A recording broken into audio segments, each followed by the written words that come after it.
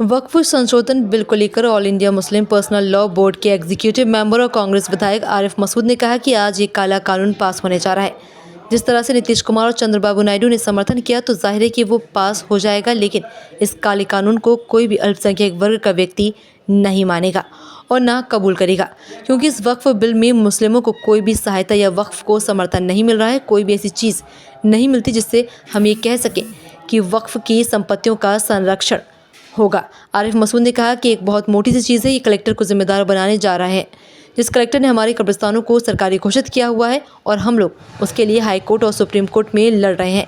भोपाल में मुस्लिम महिलाओं द्वारा वक्फ बिल को समर्थन देने पर कहा कि ये सब स्पॉन्सर्ड लोग हैं। जिस अल्लाह को हम मानते हैं और अल्लाह के बाद हमारा नबी है, तो नबी के दौर में भी मुनाफिकत हुई।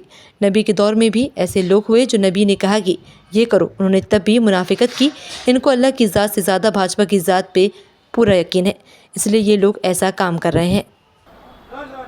वक्फ बिल लोकसभा में पेश हो गया और जैसा लगता है कि नीतीश कुमार और चंद्रबाबू नायडू ने समर्थन करा है तो निश्चित रूप से पारित भी हो जाएगा।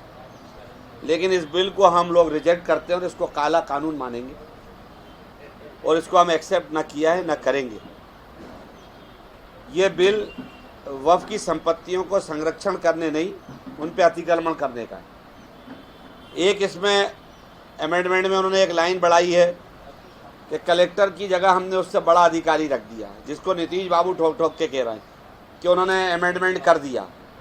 मेरा बहुत बड़ा सवाल है कि वक्फ को लेकर जो वक्फ की संपत्तियां हैं, उन संपत्तियों को लेकर कलेक्टर ने कई संपत्ति सरकारी घोषित की हुई है, जिसके प्रकरण हाई कोर्ट और सुप्रीम कोर्ट में विचाराधीन है। और ऐसे समय में जब कलेक्टरों ने ही वो ज़मीनों को सरकारी घोषित करा और वक्फ के लिए लड़ रहे हैं, वो भी कब्रिस्तान की, मैं बाकी भूमि की बात ही नहीं कर रहा हूँ, तो ऐसे में वो कलेक्टर क्या निर्णय देगा हमारे पक्ष में और वक्फ के पक्ष में? अब आप उससे बड़ा अधिकारी ले आए तो वो भी वही है ना। अगर आपको करना था तो ट्रिब्यूनल को ताकतवर करना था। अगर आपको वक्फ की संपत्ति को बचाना था तो आपको अमेंडमेंट में कहना था कि डेट्स फिक्स किए जा रहे हैं, इतने दिनों के अंदर इतने समय में वक्फ की संपत्तियों का निराकरण होगा। वो तो आपने कुछ करा नहीं, आपने केवल एक समाज को प्रताड़ित करने वाला और परेशान करने वाला बिल पेश किया है। इसको हम रिजेक्ट करते हैं। ये भी कहा जा रहा है कि महिला पदाधिकारी बनेंगे।